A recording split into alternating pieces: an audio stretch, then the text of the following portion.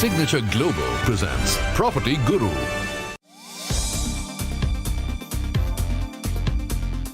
Hello, नमस्कार और बहुत बहुत स्वागत है आपका CNBC आवाज पर। आप देख रहे हैं property Guru presented by signature global, making India affordable. और आपके साथ मैं हूं आपका होस्ट विपिन भट्ट। तो बहुत बहुत स्वागत है आपका प्रॉपर्टी गुरु में। लेकर हाजिर हैं आज हम एक बार फिर ये ताज़ा तरीन एपिसोड आपके लिए, जहां पर हम करेंगे प्रॉपर्टी बाजार का एक मुआयना, लेंगे उसका ताज़ा एक अपडेट और ढेर सारे सवाल होंगे आपके जो जरिया बनेंगे कि हम प्रॉपर्टी बाजार में थोड़ा और अंदर तक उतरें और ताज़ा हाल उसका समझें, उसका मूड माहौल समझें। और ये सारी बातचीत करने के लिए आज हमारे साथ मौजूद हैं मोहम्मद असलम साहब, ED capital markets Anarock. Sir, बहुत बहुत स्वागत है आपका प्रॉपर्टी गुरु में। तो हमेशा की तरह शुरुआत हम एक मार्केट अपडेट से लेंगे। इस वक्त बाजार के क्या हाल है, और अब त्योहारों का सिलसिला तो एक दूसरे तरीके से चल निकला है, लेकिन क्या प्रॉपर्टी मार्केट में भी कुछ वैसा माहौल है?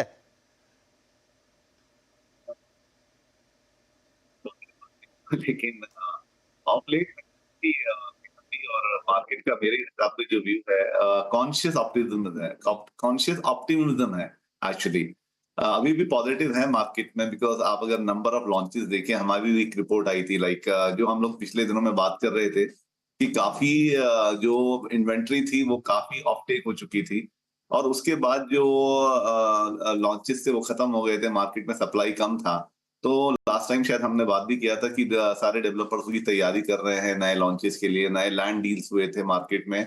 तो अभी वो सडनली काफी लॉन्चेस हुए हैं। अगर आप देखेंगे लास्ट 3 मंथ्स में, वेदर एनसीआर मार्केट हो, चाहे महाराष्ट्र का मुंबई पुणे हो, चाहे वो लखनऊ साइड का हो या बैंगलोर हो, सो काफी प्रोजेक्ट लॉन्च हुए हैं, जिसकी वजह से मार्केट में इन्वेंट्री आ गई है। और इसमें ज्यादातर जो मार्केट में जो झुकाव है, जो डेवलपर्स का आप झुकाव ले लीजिए, या आप बायर्स का ले लीजिए, वो थोड़ा सा लग्जरी या प्रीमियम की तरफ ज्यादा है, और उसी हिसाब से लॉन्चेस हो रहे हैं।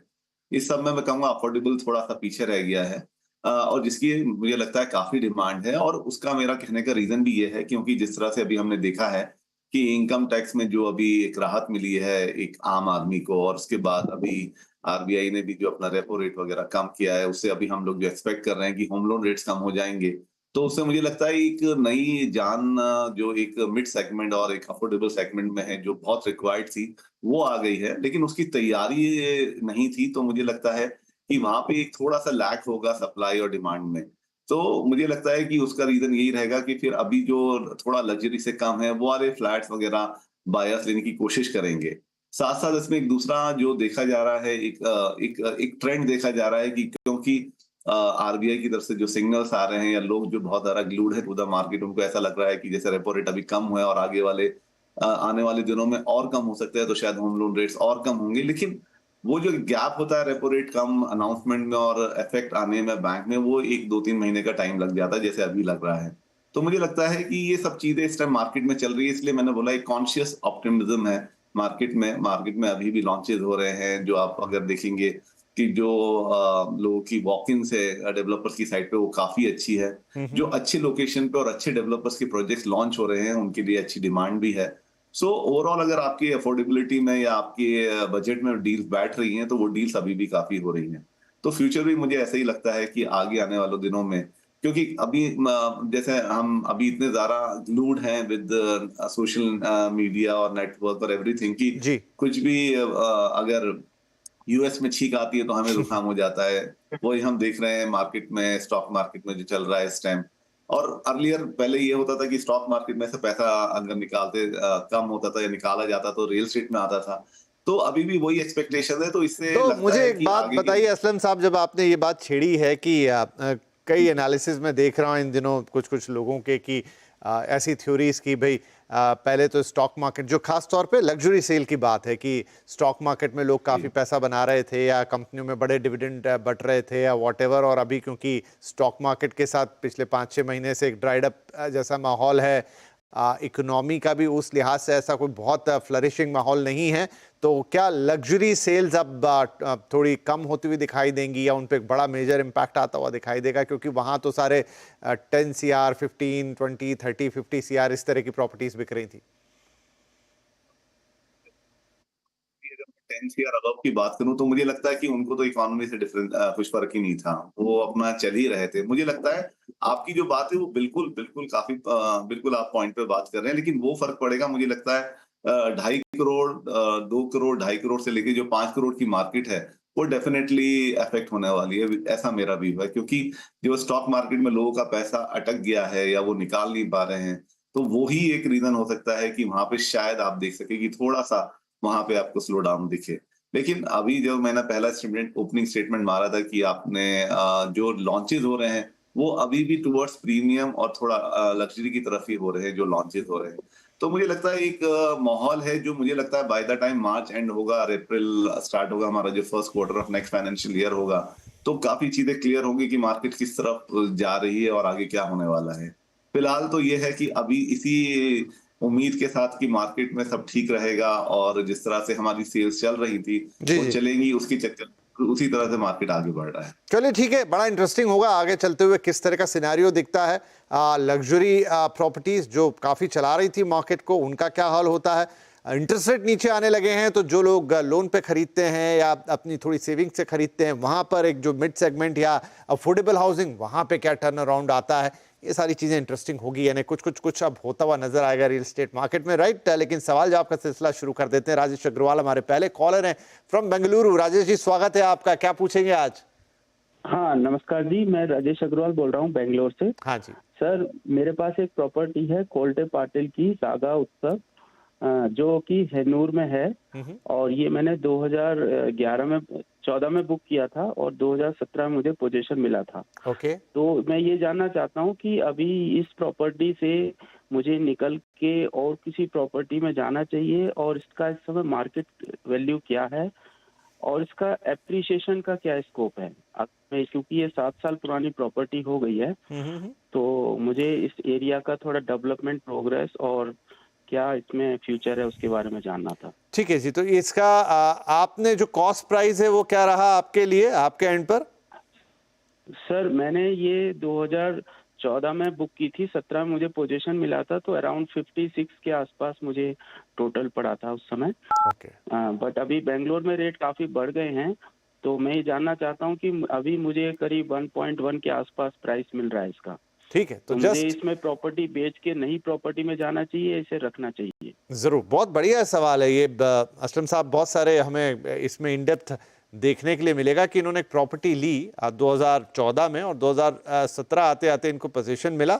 तो आज की तारीख में इनको लगभग एक डबल के आसपास की अप्रिसिएशन उसमें दिख रही है।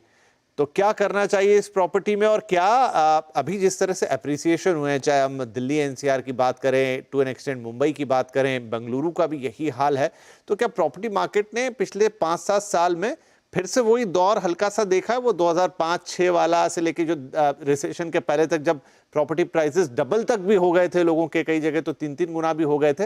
यहाँ थोड़ा होराइजन लंबा हो सकता है, लेकिन फिर से लगभग उस तरह की एक चीज या उस तरह की एक साइकिल दिखी हमें। बिल्कुल ठीक है विपिन जी। आई थिंक हम लोग उसी ये जो हमने 2020 के बाद से और 2025 या 24 के मैं कहूँगा फर्स्ट हाफ तक हमने जैसा देखा है मार्केट को, तो वो वही उसी की याद दिलाया था। इनफैक्ट वो मार्केट तो बहुत ही ज्यादा शानदार था, क्योंकि उसका एक रीजन ये भी था उस टाइम की प्राइजेस जो थे, वेदर मुंबई में लीजिए या आप बैंगलोर में लीजिए, पूना जैसी सिटी में लीजिए, प्राइजेस इतने नहीं थे। तो जो अप्रिसिएशन हुआ था वो लोगों का 2-2, 3-3 टाइम पे हो गया था। लेकिन आपने सही बोला, और हम लोग हमेशा एडवाइस भी करते हैं कि अगर रियल एस्टेट में आपका होराइजन एक अच्छा लंबा है, जो पहले हम लोग 5 साल बोलते थे, अब हम बोलते हैं 5 to 7 ईयर्स आप रखें, तो डेफिनेटली आपको उसके अच्छे रिटर्न मिलने के काफी चांसेस रहते हैं। और ये इसका बिल्कुल एग्जाम्पल है। इन्होंने 2017 में पोजीशन इनको मिला है, 2014 में बुक किया था, उनका प्राइस ऑलमोस्ट डबल हो गया है, मेरे ख्याल से डबल से भी ज्यादा हुआ है। सो एक्चुअली ये बात रही कि इन्होंने एक अच्छा प्राइस बना लिया है। 2014 से प्रोजेक्ट बन रहा था, 2017 में मिला है, 7-8 साल पुराना हो गया है प्रोजेक्ट। तो आई अंडरस्टैंड कि प्रोजेक्ट की जो एक और बैंगलोर जैसी सिटी का, इसमें स्पेसिफिक बैंगलोर सिटी की भी बात है, क्योंकि जहाँ पे एक बहुत ही यंग क्राउड है, आईटी क्राउड है, जिनको बहुत ही हाईटेक चीजें पसंद आती हैं, उस तरह का ही पूरा माहौल है वहाँ, पूरा मार्केट है। तो उनके लिए चीजें बहुत जल्दी पुरानी हो जाती हैं। तो मुझे लगता है आपने एक अच्छा टाइम गुजारा और एक आपको अच्छा रिटर्न भी मिला। कोल्टे पाटिल अपने आप में एक अच्छे डेवलपर हैं, इसलिए मुझे लगता है आपको अप्रिसिएशन भी अच्छा मिला। बाकी इस लोकेशन के बारे में भी बात कैसे कर सकते हैं कि इसकी जो कनेक्टिविटी है मेट्रो वगैरह से, वो भी एक बहुत बड़ा रीजन है कि आपको ये अच्छा इसमें अप्रिसिएशन मिल गया है। तो मेरा एडवाइस ये रहेगा, आई थिंक आपने एक अच्छा टाइम गुजार लिया, आपको अच्छा एप्रिसिएशन भी मिल रहा है। तो अगर आपको एक अच्छा प्राइस मिलता है तो आपको इसमें से अब निकल जाना चाहिए, क्योंकि अब यहाँ से प्राइस बढ़ना, गिवन द फैक्ट जो मैंने आपको बताए हैं कि बैंगलोर जैसे मार्केट में काफ़ी चीज़ें इवॉल्व होती रहती हैं। तो मुझे लगता है आपको यहाँ से निकल के अगर आपको एक अच्छा प्राइस मिलता है तो किसी और अच्छी लोकेशन में, जो कि बैंगलोर में काफ़ी अपकमिंग प्रोजेक्ट्स हैं आ रहे हैं और अपकमिंग लोकेशन आ रही हैं, ऑल डिपेंडिंग ऑन द आपका ट्रांसपोर्ट या आपका जो ट्रैफिक जैम वहाँ पे एक रोज़ाना की स्थिति है, उसको ध्यान में रखते हुए कुछ-कुछ नए-नए हब बन रहे हैं, वर्क वर्क सेंटर्स बन रहे हैं और उसके आस-पास ही ये सारे जो प्लान हो रहे हैं, सारे टाउनशिप या प्रोजेक्ट्स ना, आप अगर उसमें अगर आज अंडर कंस्ट्रक्शन मिलेंगे तो आपको डेफिनिटली एक अच्छे आपके प्राइस में जो आपके हाथ में आ रहा है, एक अच्छा आपको डेवलप के साथ प्रोजेक्ट मिल सकता है और फिर उसका एप्रिसिएशन होने की ज़्यादा चांसेस हैं बनिस्बत जो आपके हाथ में है। तो मेरा व्यू यही रहेगा कि आपको इसमें से निकल जाना चाहिए। तो अग्रवाल साहब, पहले तो बधाई आपको। देखिए, आपने 2014 में पैसे डाले, 17 में मिल गया, टाइमली डिलीवरी हुई, उस पर एक बढ़िया अप्रिसिएशन आ गया। तो ये एक हेल्दी स्टोरी है रियल एस्टेट की, अच्छी वाली स्टोरी है। बहुत डार्कर साइड्स भी हमने देखे हैं, लेकिन अच्छा भी बहुत कुछ है। तो बधाई आपको इसलिए। और ऊपर से आपका जो सवाल, उस पर सलाह बिल्कुल क्लियर यहाँ पर असलम साहब की, बेंगलोर में क्योंकि एक हाईटेक सिटी है, रहने वाले वैसे हैं, तो चीज़ें जल्दी जल्दी बदलती हैं। आपने एक अच्छा समय गुजार लिया इसके साथ, तो जो अप्रिसिएशन हुआ है उसको कैश कीजिए और यू कैन री इन्वेस्ट इट। आप कुछ और प्रॉपर्टी देख सकते हैं, जो आप करना चाहें वैसा करें। लेकिन हाँ, इस प्रोजेक्ट के साथ अगर आपका इन्वेस्टमेंट पर्पस था वो पूरा हुआ, आपको एक अच्छा अप्रिसिएशन एक अच्छे वक्त में मिला और अब आप इससे निकल सकते हैं। चलिए, ये एक कहानी हुई रियल एस्टेट की, जो कि एक सक्सेस स्टोरी। अगले कॉलर है हमारे मिस्टर चिन्मय घोष। चिन्मय जी, बहुत स्वागत है आपका। बताइए क्या सवाल पूछेंगे आज। मेरा सवाल ये है कि गिफ्ट सिटी में मैंने एक फ्लैट बुक किया है 2 BHK का 1.5 CR का। तो मेरे को ये पूछना है कि इसको अभी होल्ड कर, अभी भी इसका पोजीशन तो मिला नहीं है, 2026 के जनवरी तक शायद पोजीशन मिल जाएगा इसका।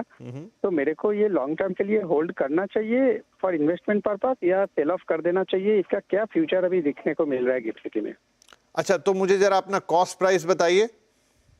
1.5 CR। और अभी क्या कुछ आपने कुछ पता किया बाजार के अंदर, मार्केट प्राइस क्या है? हाँ, मैंने पता किया, वहाँ पे अभी 1.7 CR के आसपास बोल रहा है। मेरा लास्ट 2024 के मार्च में मैंने बुक किया था, तो 1 साल होने को आ रहा है अभी। तो देखिए, अभी जस्ट बात हो रही थी कि आपने भी देखिए कि इन्वेस्टमेंट के पॉइंट ऑफ व्यू से प्रॉपर्टी बुक की है, अभी थोड़ा सा ही समय उसको निकला है।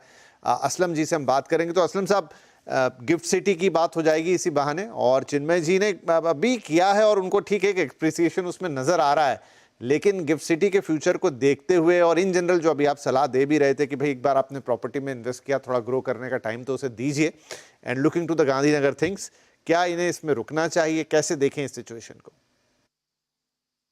जी, अगेन वही मेरा जवाब हुआ इसमें कि लोकेशन स्पेसिफिक जो मैंने अपनी ओपनिंग मैंने बात की है कि जो लोकेशन वाइज हैं, जो अच्छे लोकेशंस हैं जहाँ पे आपके जो इकोनॉमिक ड्राइवर्स हैं वो इंटैक्ट हैं, तो उन एरियाज में अभी भी काफी डिमांड है। और गिफ्ट सिटी उसका बहुत ही मतलब एक शानदार उदाहरण है, क्योंकि गिफ्ट सिटी में एक्चुअली आप देखेंगे कि वहां पे तो उसको एक प्लान्ड सिटी करके बनाया जा रहा है, जहाँ पे आप वेदर आप इंफ्रास्ट्रक्चर लीजिए या आप वहाँ पे गवर्नमेंट की पॉलिसी लीजिए, टैक्स बेनिफिट्स लीजिए, जो इंटरनेशनल जो एमएनसीज को वहां बुलाने के लिए जो टैक्स बेनिफिट दिए गए हैं वो बिल्कुल अनहर्ड है एक्चुअली। तो ये एक बहुत ही प्लान्ड सिटी है, वो गुजरात में गांधीनगर में के पास इसको एक एक एक डेस्टिनेशन बनाया जा रहा है कि जो पूरे गुजरात का अपलिफ्टमेंट करेगा in terms of industrial, in terms of this IT and this MNCs का जो एक कल्चर होता है जो हम महाराष्ट्र बैंगलोर वगैरह में देखते हैं, तो वो भी एक गुजरात में उसको लाने की पूरी कोशिश की जा रही है और वो काफी हद तक सफल भी हो गए हैं उसमें। तो मुझे लगता है इनका एक बहुत अच्छा डिसीजन है गिफ्ट सिटी में जिस प्रोजेक्ट में ये लेना चाहते हैं, क्योंकि वहां पे सारे हाई राइज प्रोजेक्ट्स हैं, बहुत ही ज्यादा एस्थेटिकली बनाए गए हैं, क्योंकि उसके जो जिस तरह का वहां पे एक कमर्शियल डेवलपमेंट हो रहा है, उसी के कंपैरिजन में उसका रेसिडेंशियल डेवलपमेंट भी हो रहा है। और उसके लिए गवर्नमेंट बहुत कॉन्शियस भी है कि कुछ मतलब मार्केट में या कुछ उधर ऐसा भी कोई ऐसी चीज ना बने जो कि मतलब अंडर स्टैंडर्ड हो या मतलब स्टैंडर्ड के हिसाब से ना हो, जिस तरह से कमर्शियल बन रहा है। तो मुझे लगता है फ्यूचर इसका बहुत ब्राइट है। आप अगर इसको एक अच्छा टाइम देंगे, जो हम हमेशा बोलते हैं, तो डेफिनेटली ये आपको बहुत अच्छे रिटर्न्स देगा। अगर आपने ये एंड यूज के लिए नहीं लिया है तो डेफिनेटली आपको इसमें रेंटल बहुत अच्छे मिलेंगे, क्योंकि जिस तरह से प्लान है तो उस वहाँ पे जो लोग वहाँ पे आके काम करेंगे उनको एक अच्छा घर चाहिए होगा रहने के लिए, जो उनके वर्क प्लेस से पास हो। तो ये सारे फैक्टर इसको बहुत अट्रैक्टिव बनाते हैं। तो मुझे लगता है आपका डिसीजन बहुत अच्छा है, और अगर आपको अच्छे प्राइस में सब हो रहा है आपके हिसाब से तो उसको ले लेना चाहिए। जी चलिए जी, तो बढ़िया है चिन्मय साहब, ऑल गुड ऑल वेल। और ब्राइट फ्यूचर गांधीनगर का बहुत सारी प्लानिंग है उसके लिए गुजरात सरकार की, और एक लंबा समय लिया इस जगह ने खड़े होने के लिए, लेकिन ये प्राइम मिनिस्टर का भी एक बहुत क्लोज प्रोजेक्ट है। लेकिन अब जब ये धीरे धीरे अपने रंग में आ रहा है, डेफिनेटली इसका फ्यूचर काफ़ी ज़्यादा ब्राइट है, चाहे वो कमर्शियल प्रॉपर्टी हो चाहे वो रेजिडेंशियल प्रॉपर्टी हो। So go ahead with your decision, और बढ़िया है, हमारी शुभकामनाएं आपके साथ हैं। और इसी के साथ हमारे लिए वक्त हो गया एक छोटे से ब्रेक का। ब्रेक के बाद बातचीत जारी रहेगी।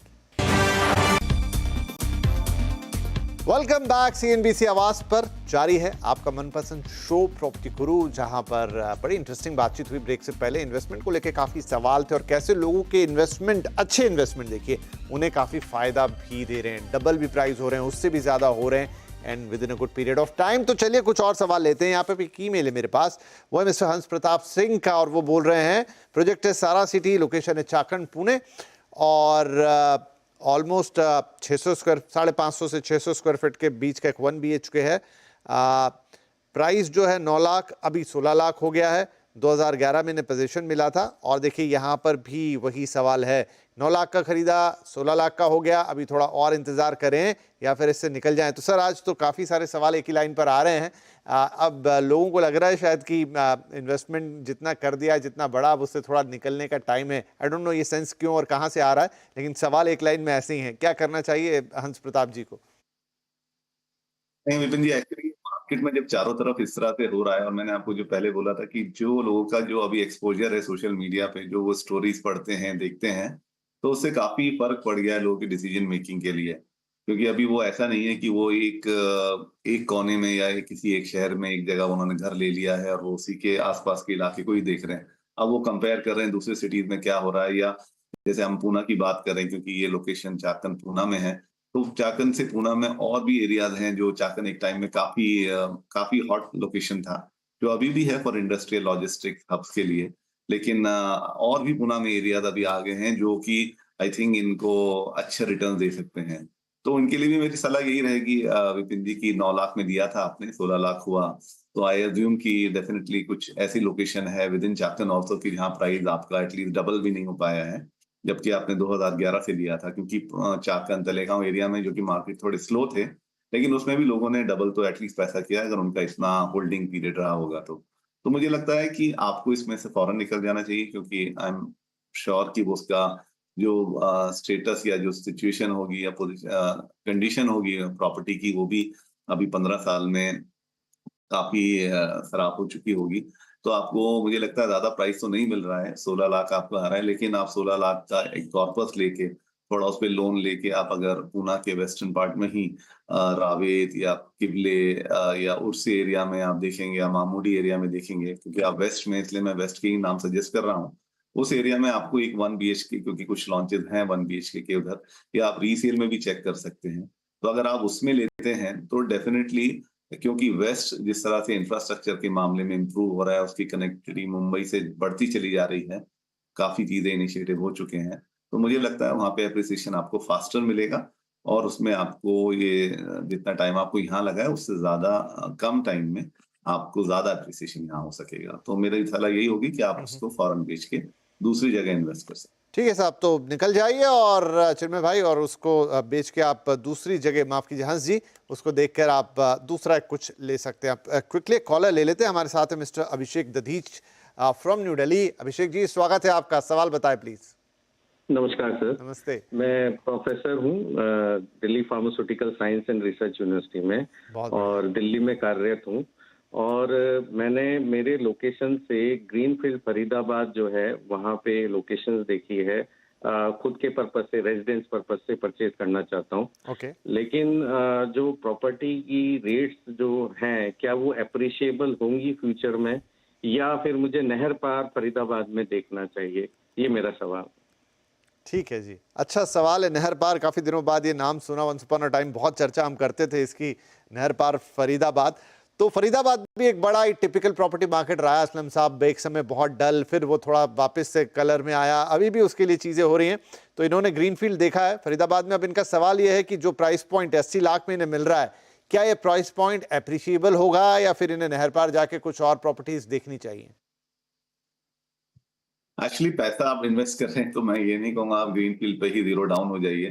पहला तो जवाब यही होगा कि डेफिनेटली आपका हार्ड एंड मनी होता है और आप डेफिनेटली जितने अच्छे ऑप्शन देखेंगे उतना अच्छा रहेगा। नहर पार आपको जाने में अगर ज्यादा टाइम लग रहा है जो आपकी लोकेशन से है तो भी अगर आपको अच्छे पैसे का डिफरेंस है तो वर्थ है। लेकिन ग्रीनफील्ड अपने आप में एक अच्छा लोकेशन है, काफी प्राइम कहलाता है, प्राइम रेसिडेंशियल एरिया कहलाता है। उसमें उसका जो कनेक्टिविटी है दिल्ली और एनसीआर के दूसरे एरिया से वो काफी अच्छा है। इसके अलावा काफी लश ग्रीन है जो आजकल की डिमांड होती है एक बायर की, काफी ग्रीनरी है वहाँ पे। फिर आपका जो कनेक्टिविटी है विद हॉस्पिटल्स, मेट्रो और आपका जो पब्लिक एमिनिटीज हैं उन सबसे जाने के लिए तो उस मामले में काफी अच्छी है। घर और वहाँ पे जो फ्लैट्स वगैरह जो भी बने हैं वो भी काफी स्पेशियस और काफी एस्थेटिकली बनाए गए हैं। तो ओवरऑल वो एक अच्छा लोकेशन है। तो और 80 लाख का जो आपका प्राइस है वो भी मुझे लगता है in tune with the market है, क्योंकि वहाँ कुछ अपार्टमेंट्स हैं जो इससे भी महंगे हैं। तो मुझे लगता है एक अच्छा उधर भी चांस है कि आपका एप्रिसिएट हो। हम लोग जिस तरह से पूरे एनसीआर में देख रहे हैं, गुड़गांव इज लाइक तो मतलब एक आम आदमी की अफोर्डेबिलिटी से निकलता ही जा रहा है। और जो भी दूसरे लोकेशन है एनसीआर के जो फरीदाबाद से पहले आते हैं, तो मुझे लगता है सब जगह प्राइस ऐसा अप्रिशिएट हो रहा है कि इसका definitely trickle down effect Faridabad पे आना ही रहेगा। तो future wise it looks good, आपका एप्रिसिएशन भी उसमें हो सकता है।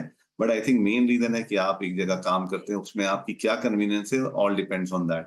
तो मुझे लगता है दोनों ऑप्शन आपके लिए ठीक है, लेकिन अगर स्पेसिफिकली ग्रीन फील्ड के बारे में बात करें तो आप उसे ले सकते हैं। जी, चलिए तो प्रोफेसर साहब ये आपके लिए सलाह हो गई ना। आई होप कि आपने जो चीज़ें चुनी हैं वो अच्छी हैं, ग्रीन फील्ड्स के बारे में अच्छी राय रख रहे हैं असलम साहब। और क्योंकि देखिए आपको अपने रहने के लिए भी लेना है और डेफिनेटली हम जो प्रॉपर्टी लेते हैं उसमें एक ये मन तो होता है कि अप्रिशिएट हो, इसका एक अच्छा दाम हमें मिले।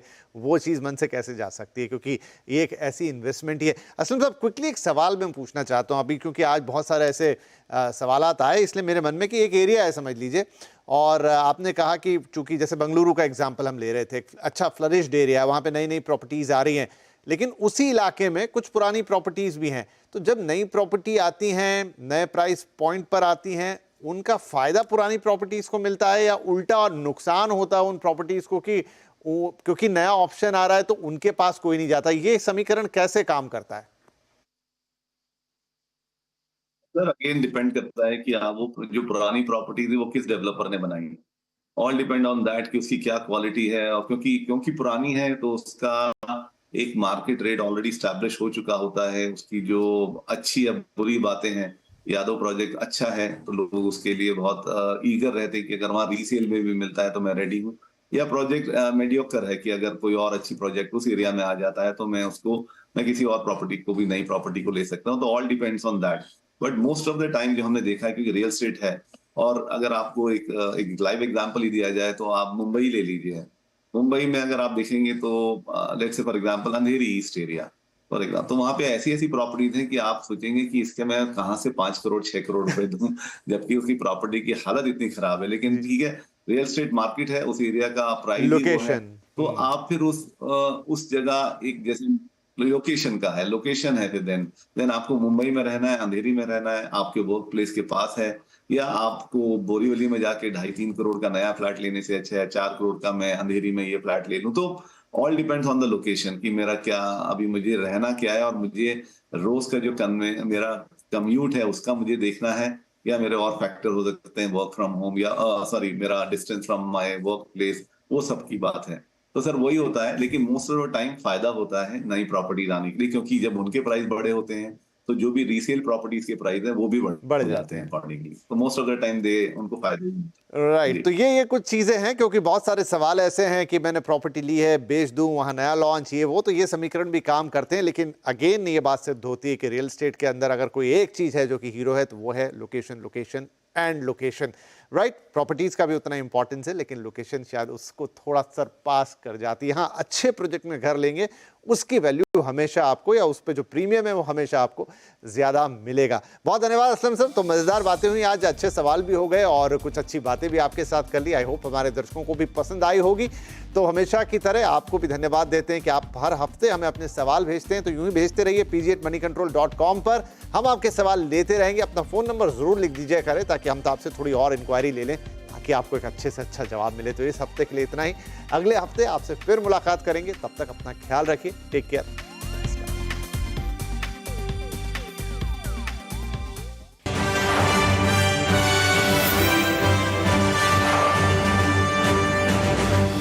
Signature Global presents Property Guru.